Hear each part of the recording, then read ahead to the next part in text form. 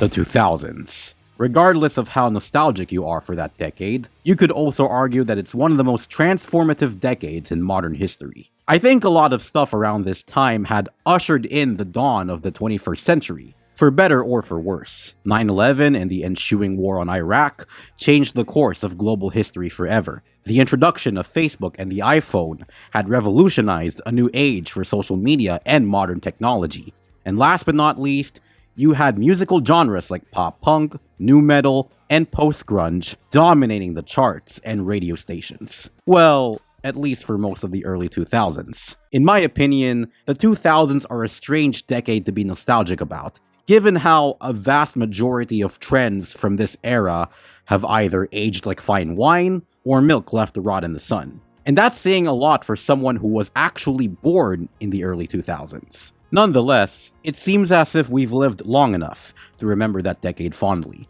to the point where attempts have been made to recapture that nostalgia through video games, fashion, and music, to varied results. There is a band, however, that burst out of the nu metal scene and hit their peak in the early 2000s, so much so that their music continues to stay influential for the next 2 decades. That band, of course, is none other than Linkin Park. And remember, kids, to fasten your seatbelts and wear your safety helmets and goggles for the wackiest ride of your life.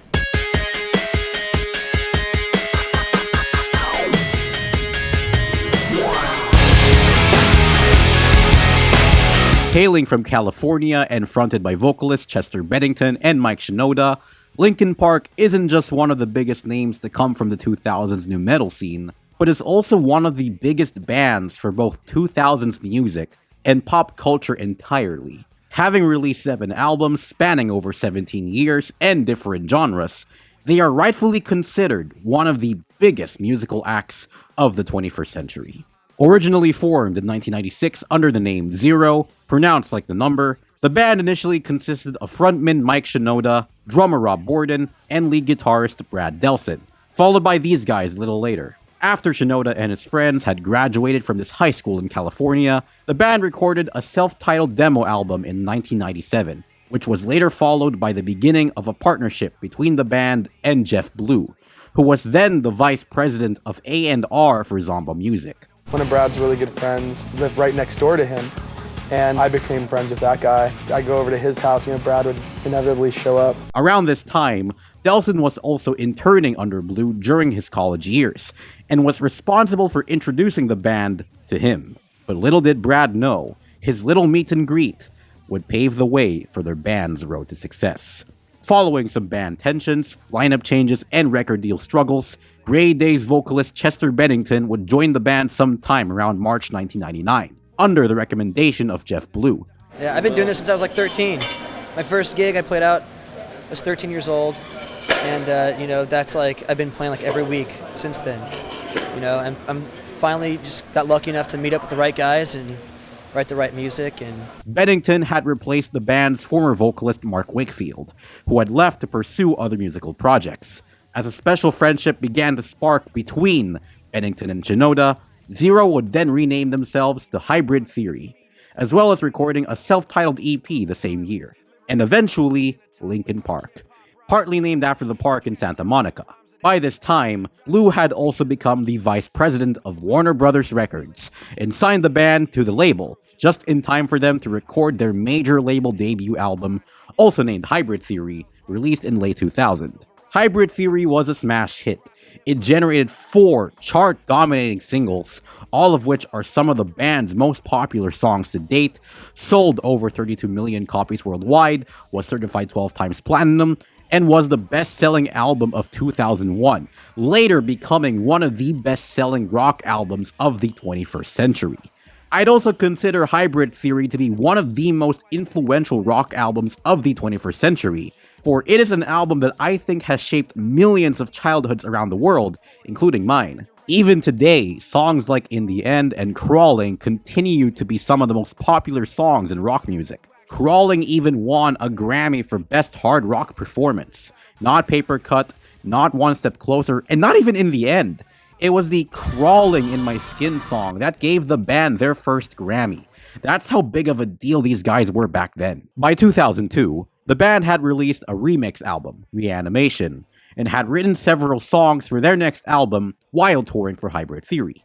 Brad Delson also said of the album's writing process, "Before we did Meteora, I listened to Hybrid Theory and Reanimation, and I was like, dude, I'm really proud of these records. I don't remember how we did it, and I don't know how we're gonna do it again. We're kind of screwed." Then, fortunately, we were able to invest ourselves fully in the process for 18 months, and that helped us make a really great record. And so after 18 months of recording with producer Don Gilmore and high anticipation from fans, the band's sophomore album Meteora was released on March 25th, 2003. And unlike the commercial juggernaut that was Hybrid Theory, Meteora was unfortunately a sophomore slump for the band and failed to chart or generate any hit singles. I'm just kidding, the album sold like hotcakes. Named after the rock formation in Greece, Meteora debuted at number 1 on the Billboard 200 and sold almost 1 million copies in its first week. And while it actually wasn't as super successful as their debut, the album still did extremely well, selling over 16 million copies worldwide, is certified 7 times platinum, and just like the last album, spawned massive hit single after massive hit single. Which really begs the question, why am I talking about this album instead of Hybrid Theory? Well, I don't know personally. Maybe it's because I find this album to be sonically better than Hybrid Theory. Don't get me wrong, I also loved Hybrid Theory, and I might be looking at these albums through nostalgia goggles. But I truly feel like Meteora is the better album, and I just seem to have a stronger connection with it than I do with Hybrid Theory. It's an album I've listened to front to back so many times now, and yet there's not a single filler song on this entire LP. It's just 36 minutes of adrenaline-fueled fun. So let's not waste any time. Let's revisit what I consider to be not only one of my favorite albums of all time, but what might also possibly be one of the most influential rock albums of the 2000s. This is Linkin Park's Meteora.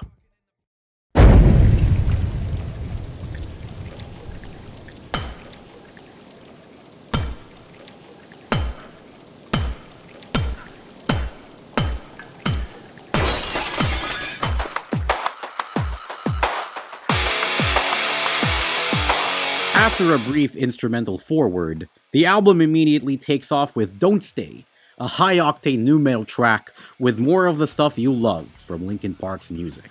Joe Hahn's turntable spins, electronic drums, crispy, down-tuned metal guitar riffs, and Chester Bennington alternating between singing and screaming some of the angstiest lyrics ever written in music. I particularly love Chester's vocals on this one, and how he quickly switches from singing the lyrics to screaming the lyrics during the verses. I always get goosebumps every time he screams on this song, even if they don't last very long. And that bridge. Oh man, that bridge. I don't need you anymore. I don't want to be ignored. I don't need one more day of you wasting me away. Whoa, look at you. Look at that. I just got goosebumps. Can you believe this song started out as a reggae song? It's true. It's the perfect opening track to a sophomore album from one of the biggest, if not the biggest nu metal band of all time, and serves as a fitting reminder that Linkin Park ain't fucking around.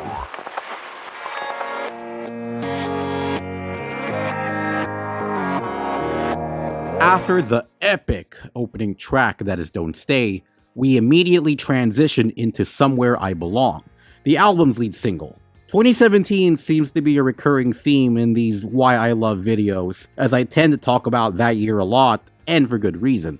I previously mentioned in my Green Day video that 2017 was the year I truly got into music as a whole, and listening to Somewhere I Belong that year was one of those magical moments that made me realize that I genuinely love rock music.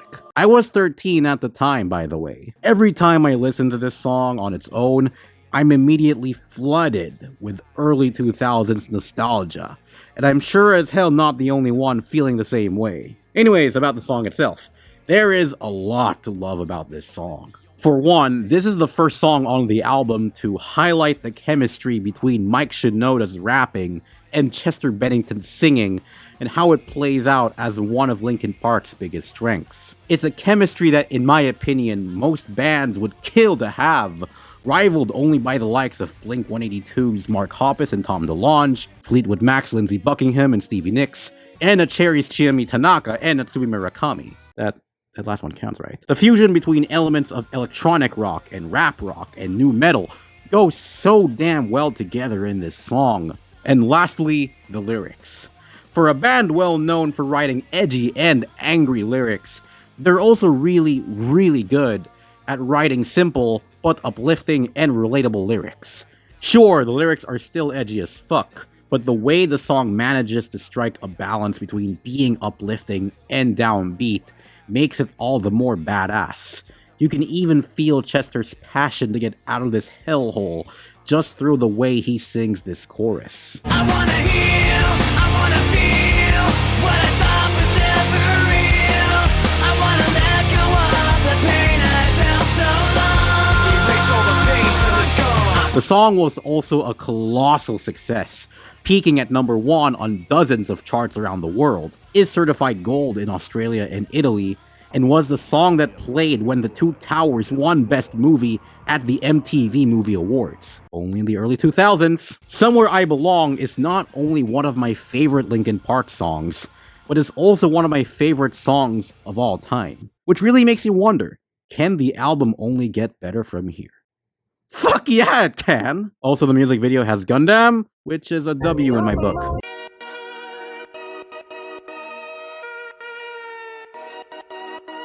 Lying From You picks up the momentum from where the previous track left off, continuing to focus on the chemistry between Mike Shinoda's rapping and Chester singing the chorus and the bridge. One thing you may or may not have noticed throughout this video is that I'm constantly bringing up a lot of fun facts and quotes from Mike himself and the rest of the band about every single song throughout the album. And that's because Mike actually did a track-by-track breakdown for Shoutweb when the album first came out. This is what he had to say about Lying From You. That song will be impossible for any cover bands to play. Chester just sings too damn hard. I think it's great. I think he did some great stuff on that song. How right you are. But let's be honest, I think you also did some great stuff on this song. Mike's rapping on this song is just next level. He's proven himself time and time again to be one of the most versatile rappers in the nu metal scene. Not to mention that he's a pretty good singer as well. And this song is definitely one of the best moments in Linkin Park's discography when he just goes all out. Continuing off of what Mike said about this song, we all are really proud of that song. It's another song with a great keyboard thing that we made, this kind of sample sound at the beginning. It's going to be a really fun song to play live. I could say the same thing for the song that comes after that. So true, bestie. Hit the Floor segues so seamlessly from Lying From You, almost as if it's some sort of a two-parter. Both songs feature Mike rapping on the verses and Chester screaming on the chorus, but the difference between these two songs is that the previous track is more rock-oriented, while this track is one of the more hip-hop-oriented tracks on the album, focusing even more on Mike's rapping and Johan's turntables during the verses. You also might have noticed that I'm not really focusing that much on the song's lyrics compared to the previous Why I Loves, mostly because nearly all of the songs on this album share the same themes about depression and loneliness and anger, failing to live up to expectations, and etc. Classic nu metal stuff. But what separates Linkin Park from other nu metal bands at the time is that their music is just so damn fun. That's what I love about this song and Meteora as a whole.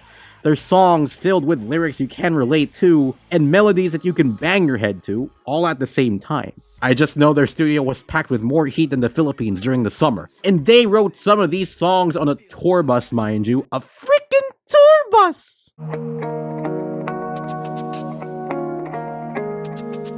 In a stylistic departure from the previous songs on this album, Easier to Run showcases the band's softer and slower alternative rock side. It has a much slower tempo than previous Linkin Park songs up to this point too. The song's almost like the band trying out their best Deftones impression, if that helps, with an additional side order of Mike rapping. The lyrics here are also much more introspective, dealing with Mike and Chester's shared escapism from all of the pain they've experienced in their personal lives up to this point. Rob's drumming on this one is also quite the standout, according to Mike. Rob is just killing the drums. It's my favorite song that he's done. You listen to the song and you enjoy the song or whatever, but if you listen back and just listen to the drums, he's playing some very complex stuff.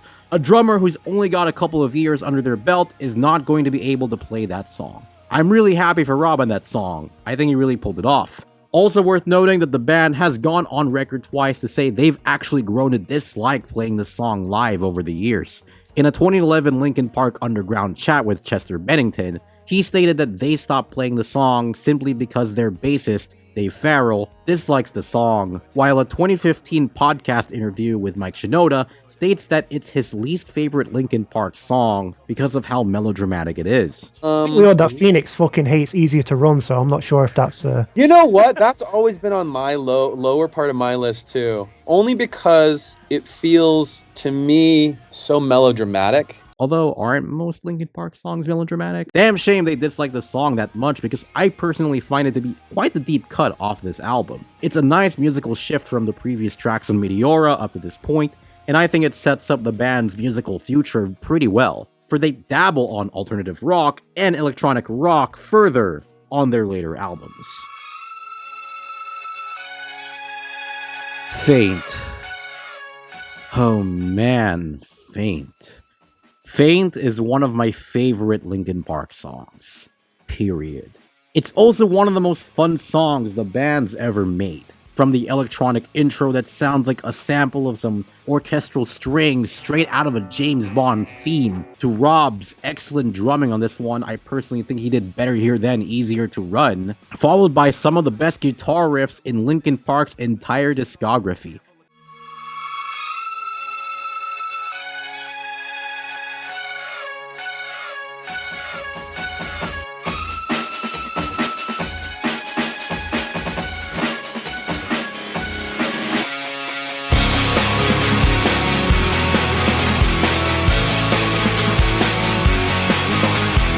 Everyone did an excellent job on this one. Faint is also home to some of the best vocal performances from Mike and Chester combined. Faint also hammers home just how fun this album is, because it's one of the most high-octane, no-holds-barred, let's go fucking crazy party rock anthems they've ever recorded. This song can turn any stadium into a house party. That's how badass this song is. Apologies if I sound like a 12-year-old with sugar rush here, but I really can't help it. This song's awesome and well performed. Even the band has gone on record to say that this is one of their favorite songs to play live, and rightfully so. Remember what I said in my Love Live Sunshine review about Aqua's music being like musical candy? Linkin Park's music, in comparison, is like musical cocaine. Especially songs like this one. It's addicting, and it's fast-paced, and it's just so much fun to listen to. Short but sweet. Very sweet. In my opinion, I consider Figure 9 to be one of Linkin Park's most underrated songs. From the electronic sounding like intro, segueing so seamlessly into Brad's out-of-this-world guitar playing, although you could also say the same about so many of this band's songs from around this era, to Chester's badass screaming near the end of this song, I think Figure 9 is the closest a song from this album has been to resembling anything off of Hybrid Theory. Sure, Figure 9 is more of the same up until this point in this album, and honestly, I don't seem to have a problem with that. Friendly reminder that even though I love Linkin Park, nu metal is still one of the musical genres of all time. As much as I love much more intricate and layered musicians by the likes of Pink Floyd and Juju, we all deserve a break now and then, and sometimes all we need is to wild out to some good old-fashioned early 2000s nu metal. And lastly, Figure 9 is titled like that because it's actually a demo title that Mike Shinoda thought was cool enough to have as an official title for the song. In an October 2020 Twitch stream, he stated, "That is a demo title. You know how the song is called Stinky Machine? That's the same idea. I called the demo Figure 9 and we couldn't think of a better name. Like, let's call it this or that. Nothing beat Figure 9. Figure 9 was cooler and weirder. And now, for something completely different. Sort of. And thus, we finally get to Breaking the Habit, the final single from this album, released roughly a year after it first came out. The fifth single off the album to reach number 1 on the Billboard Modern Rock Tracks chart, peaking at number 20 on the Billboard Hot 100, and being certified gold in the US. Breaking the Habit is, in my opinion, one of Linkin Park's best songs that showcases a completely different musical style for the band. Sure, this isn't the first song on the album to stray away from their classic nu metal style, even though Easier to Run barely strayed away from that style in the first place, but this is the first Linkin Park hit single not to feature any of the band's trademarks like heavy riffs or Mike's rapping. Does Chester still scream on this song though? Yeah. Through the end too, because we know you like it that way. It isn't as aggressive as other Linkin Park songs, but still. And speaking of which, yes, this is considerably one of the least aggressive songs the band has made. The lyrics make up for that, however, by being some of the darkest lyrics the band has written in their career. Just when you think Linkin Park is going soft on you for once, they really hit you over the head with lyrics that were rumored to be inspired by a drug addiction that Mike Shinoda's friend had been struggling with at the time. A rumor Mike Shinoda later said was false. People actually mistake that as a song about addiction. It's actually not. Oh. So it's more of a metaphor. Nonetheless, it's one of the most emotional songs the band has ever made, to the point where Chester had trouble performing this song live for a while because of the parallels between him and the song's narrator. He has, however, stated multiple times that Breaking the Habit is one of his favorite songs from the band. While chatting with the Linkin Park Underground fan club, he stated, "I'm almost pissed off that we wrote it because I like it that much. If someone else had written it, I could play it all the time, but if I do that, people will think I am a narcissistic punk." I also love the song's shift to a more alternative rock sound, especially when you consider the fact that Linkin Park never really considered themselves to be nu metal, having experimented with alt-rock and hip-hop and electronic rock since the Hybrid Theory days. To those who've listened to the bonus tracks off of that album, y'all would know what I mean. Also worth noting that the music video for this song alone revolutionized the YouTube AMV, and it's a music video that still holds up nearly 20 years later, which pretty much means, yes, every AMV ever uploaded on the site, including mine, draws its lineage back to Linkin Park, which is pretty fucking cool if you ask me. Out of all of the singles to come from this album, From the Inside is surprisingly the least successful out of all of them. Issued as the album's fourth single in early 2004, the song didn't chart as high as the other singles that came before it.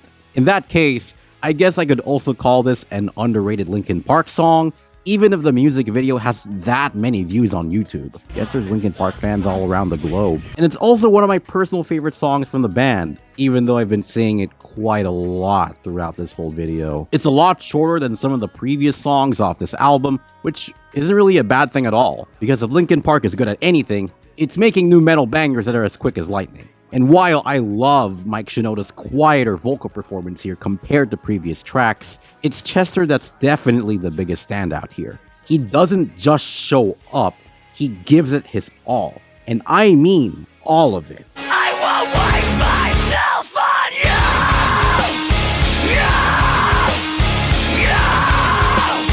I tend to consider Chester Bennington one of my favorite vocalists in rock music, and you can pinpoint a lot of reasons why. And to do them all in a video like this would make it longer than it already is. And I think what separates Chester from other nu metal vocalists at the time, like say Fred Durst or Jonathan Davis, is his own aggression and his own passion.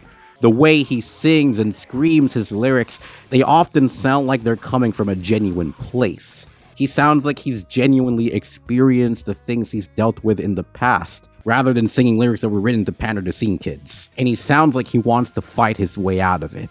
He sounds like he's been there, and he's always having to scream the pain away. And he does it in a way that I don't think not a lot of vocalists in rock music can replicate. How'd you come up with your trademark scream, you know? You know, it's kind of a funny thing. One day we're in the studio and we're working on a song, and Mike was just like, "Do you think you could like just scream like this like thing?" And I was just like, you know, like kind of like, "Rah!" And he was like, "Yeah, can you just do that all the time?" You know what I mean? Like just forever on every song. And I was like, "I guess, yeah." You know? The song Given Up from the band's next album, Minutes to Midnight, definitely showcases this, with Chester screaming the word misery for 17 seconds.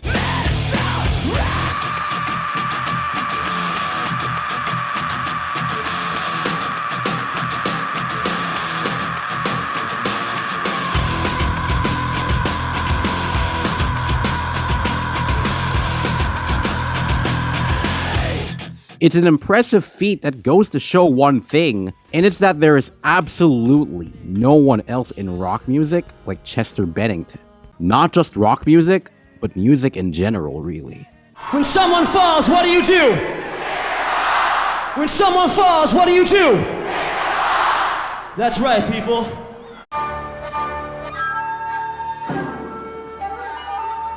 If you've made it this far into this album, then you should know by now through songs like Breaking the Habit and Nobody's Listening that Meteora isn't just Hybrid Theory all over again. With that in mind, Nobody's Listening is a fun little experimental tune that's maybe the most hip-hop centric song on the album besides Hit the Floor, and is a pretty fire showcase for Mike Shinoda's rap skills. It's also the chillest song on the album by a long shot, which is saying a lot because this album's pretty edgy. The Japanese flute loop that plays all throughout this song also adds to its unique and offbeat vibe. Not only is it a subtle nod to Mike Shinoda's upbringings, but it also gives it a different tone compared to any of the songs that we've heard so far on this album. Simply speaking, this is probably the most Mike Shinoda song off the album. It also helps knowing this whole band was essentially his brainchild, and that he's never afraid to take it into new directions and sounds the band's never taken before,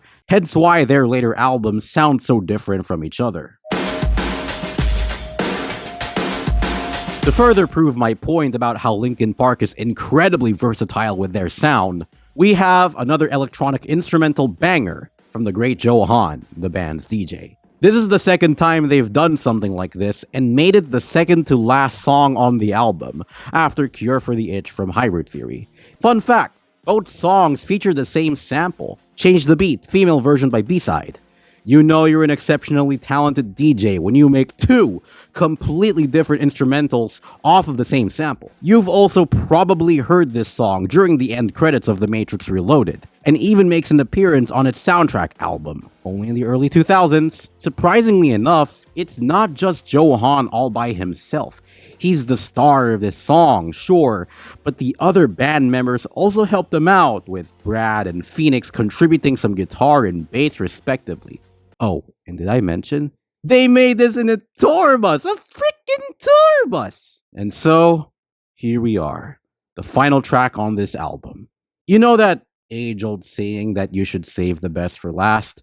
Well, Linkin Park certainly lived up to that quote on this one.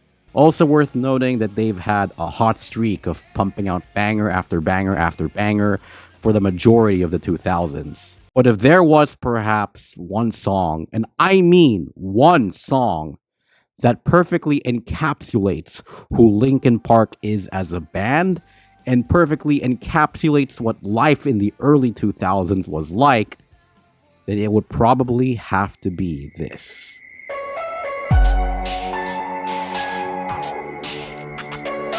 The closing track off the album, Numb, is arguably Linkin Park's second biggest song, behind In the End, racking in over 1 billion streams on Spotify and 2 billion views on YouTube. You could also argue that Numb is one of the biggest rock songs of the 2000s. From Brad's amazing riffs, to Mike quietly singing, caught in the undertow in the background, to one of Chester's best performances in the band's career, Numb is a song that's depressing and dour, but at the same time, beautiful and powerful. It's almost as if every single song from this album was building up to this very moment. The fact this song came up quickly is also an impressive feat on its own. And from those reasons alone, Numb isn't just one of my favorite Linkin Park songs. It isn't just one of my favorite rock songs, and it definitely isn't just one of my favorite songs from the 2000s, but it's also one of my favorite songs of all time. I already heard In the End and What I've Done a lot when I was a kid, but this was the song that truly got me hooked into Linkin Park. It's also a song that reminded me that music like this can change a person's life. Say what you want about the song and the band, sure, the lyrics can be a bit too whiny and cliched, or it's a bit too overdramatic, but the songs definitely helped people go through tough times. It's a song that a lot of people have connected themselves to on a personal level, as if it's speaking directly to them. And if a song like that can change people, can talk to people, and help them through life, that's when you know you've made a masterpiece. And considering this came out in the early 2000s, where edginess was the norm, Numb sounds like the song of a bygone generation. I think it's a song that perfectly captures life in 2003, when movies like Daredevil and Underworld and the Matrix sequels, and a lot of games and clothing trends and music were all about that sweet, sweet edginess. It's been 20 years since this song first came out, and it still resonates with people to this day. Even it's through memes where the song's mashed up with the Seinfeld theme, ranking high on charts around the world, certified platinum in the US and other countries, and even had a mashup single with Jay-Z's Encore that's just as popular as the original Numb. This song isn't just like any other song, it's a statement. A statement that life is hard and it's tough to live up to other people's expectations. Themes that still make up some of the biggest hits today. But no matter how hard they try, there will never be a song as striking and as powerful with that message as Numb. Unlike the previous two albums I've covered in this series, Linkin Park's Meteora is far from perfect. Musically and lyrically, the songs can be a bit repetitive, and your enjoyment of this album really depends on how much you can tolerate early 2000s edginess. But if you push all of that aside, then Meteora is a damn fun album to listen to, and it's pretty much how I've been able to accept it as one of my favorite albums of all time. It's an album I loved when I was 13 years old, and it's an album I still love as a 19-year-old today. If Meteora proved anything, it's that Hybrid Theory wasn't a fluke. It's an album that I think has made a large impact on pop culture of the past and present, especially when you consider that it came out at a time when nu metal was the outlier for rock music. Linkin Park would later go on to move away from the nu metal sound that put them on the map, continuing to experiment with other genres such as the softer alt-rock sound of 2007's Minutes to Midnight, the electronic rock of A Thousand Suns and Living Things, before returning to their nu metal roots with bits of punk rock and heavy metal in 2014's The Hunting Party, and finally, radio-friendly millennial pop rock in their most recent album to date, 2017's One More Light. Outside of Linkin Park, Mike Shinoda has also had a very successful solo career, releasing various albums under his own name and through his hip-hop side project Fort Minor. Hello everyone, this is Natsumi from the future, or at the very least Natsumi from a hotel in Quezon City. It is currently 2 a.m. as I am editing the final parts of this video. I am very sleepy and very tired, but I would also like to mention Chester Bennington's side projects, including his previous band Grey Days, his super group Dead by Sunrise. They released a debut album in 2009. Above others, he also was a vocalist for Stone Temple Pilots at some point, so that was also pretty cool. Linkin Park has had a very interesting musical career over the years, going from yet another young nu metal act from the early 2000s to one of the most popular rock bands of the 21st century. It reminds me of a video Nathan Zed published not too long ago about how important it is for all kinds of artists, and not just those in music, to shake up their styles once in a while and try new things. At a certain point, you have to be a leader, not a follower. Because if you're just following every single trend or everything everybody wants you to do, you're not one of the greats. The greats are the people that are literally able to change the entire game because they did something that nobody else is doing and led other people to follow what they're doing. Not everyone can switch it up and do it well, but it's worth taking that risk over becoming stagnant and stale and boring. The band has even contributed several songs for Michael Bay's first 3 Transformers movies, which are just straight up childhood classics. Linkin Park's music continues to stay relevant to this day as it did during their peak, thanks in part to memes such as the Half-Life 2 Machinima music video for In the End, and end credit sequences set to What I've Done. In the previous Why I Love, where I talked about the Green Day album Dookie, I mentioned that there were 2 rock bands I listened to religiously when I was younger: Green Day and Linkin Park.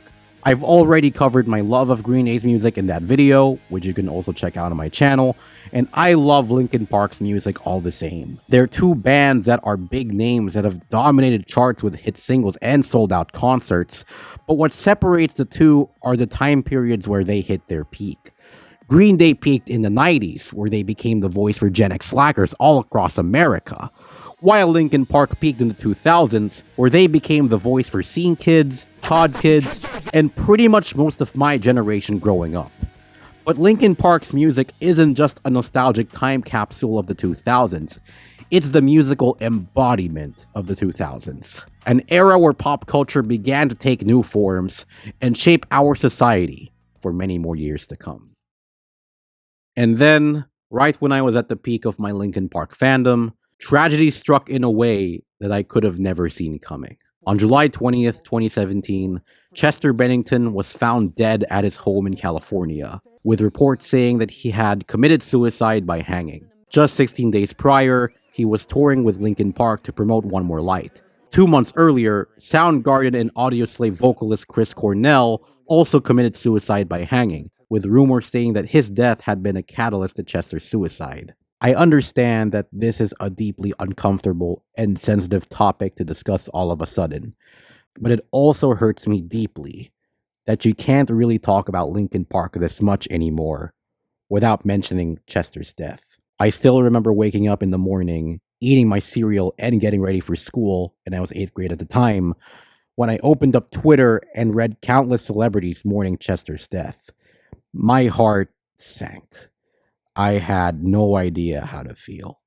When 2017 began, I was a big Linkin Park fan at such a young age. I even sang What I've Done on stage during a school event, so I never imagined it would end up like this. Meteora was also my favorite album around this time, hence why I have such a deeply personal connection to it. Chester's death struck me in many different ways. I remember listening to a lot of Linkin Park endlessly around this time to honor the late vocalist, and even going as far as to write an anti-suicide poem dedicated to his memory. As I grew older, I realized Chester helped introduce me to older rock music as a kid, and so I felt it was right to honor him by continuing to expand my music taste through different bands and different genres. Not too recently, however, I've also started to develop severe suicidal thoughts of my own, mainly due to a lot of deep personal struggles that I've been dealing with as of this upload. I'd rather not get too specific with what personal struggles exactly, so let's just say I've been constantly hitting personal low points in and out of my life as a content creator, to the point where sometimes I would just beg for all of this emotional and mental pain to just go away so I could live peacefully. And then I'm reminded of what happened to Chester. What happens when you do lose your battle to depression? What happens when you just decide to end your life here and now without warning? Unfortunately, I found myself relating to Chester during his last few days, and it was horrible. So I have decided to keep pushing on.